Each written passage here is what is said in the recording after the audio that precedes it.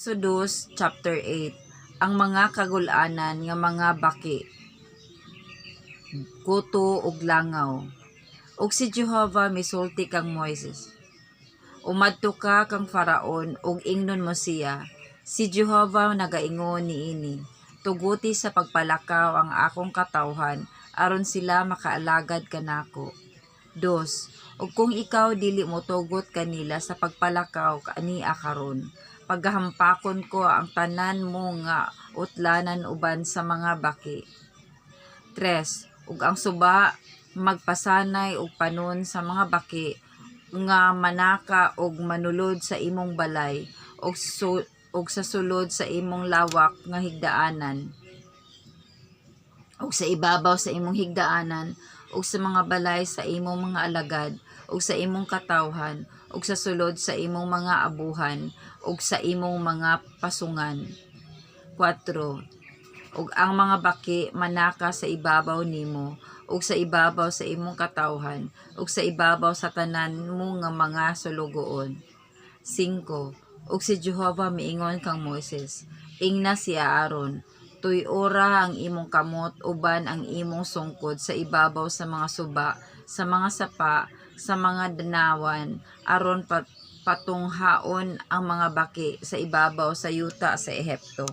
6. Ug si Aaron mibakyaw sa iyang kamot sa ibabaw sa mga tubig sa Ehipto, ug mingsaka ang mga baki, ug mingtabon sa yuta sa Ehipto. 8.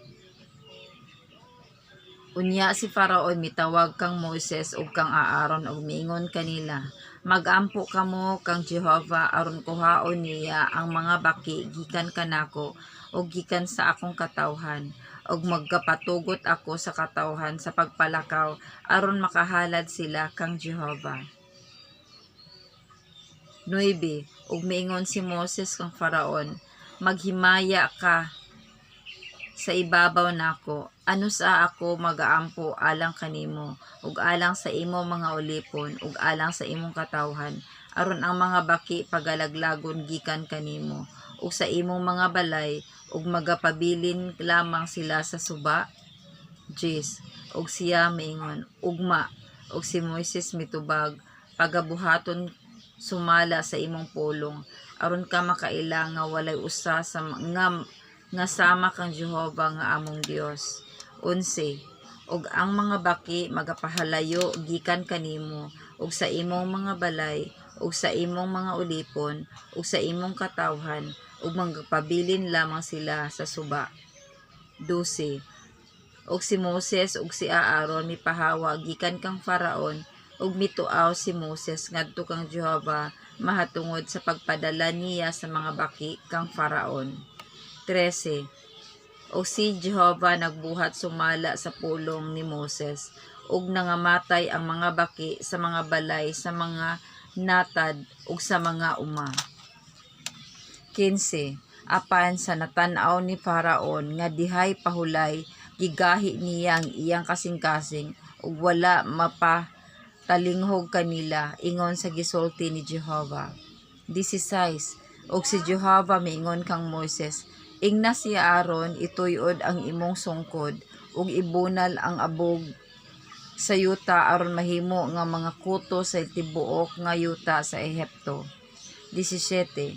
Ug kini gibuhat nila ug gituyod ni Aaron ang iyang kamot uban sa iyang sungkod ug gibunalan ang abog sa yuta ug mitungha ang mga kuto sa ibabaw sa tao ug ibabaw sa mga mananap, ang tanan nga abog sa yuta nahimo nga mga kuto sa tibuok nga yuta sa Ehipto.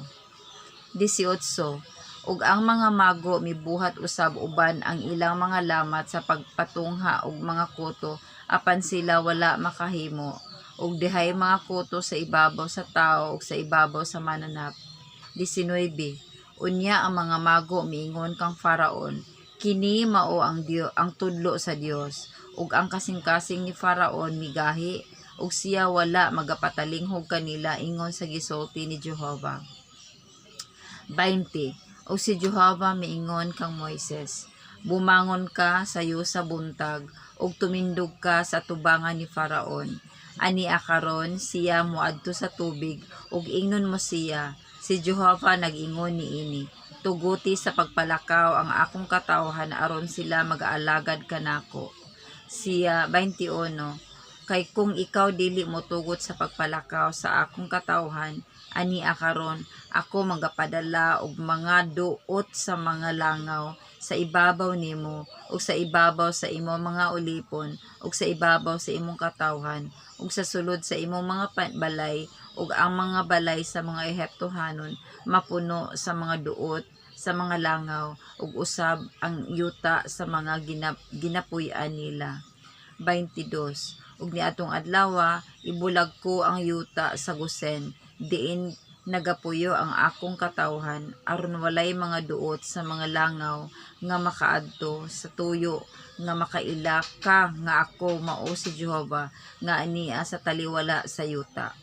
23 ug magabutang ako og usa ka ulang sa taliwala sa akong katawhan ug sa imo sa pagkaugma mahitabo kini nga timaan.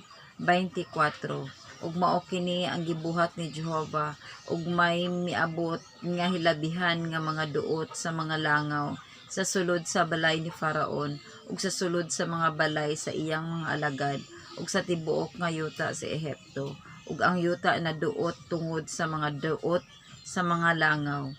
25 ug si Faraon mitawag kang Moises ug kang Aaron ug miingon kanila, lakaw kamo ug paghalad kamo sa inyong Dios dinhi sa sulod sa yuta.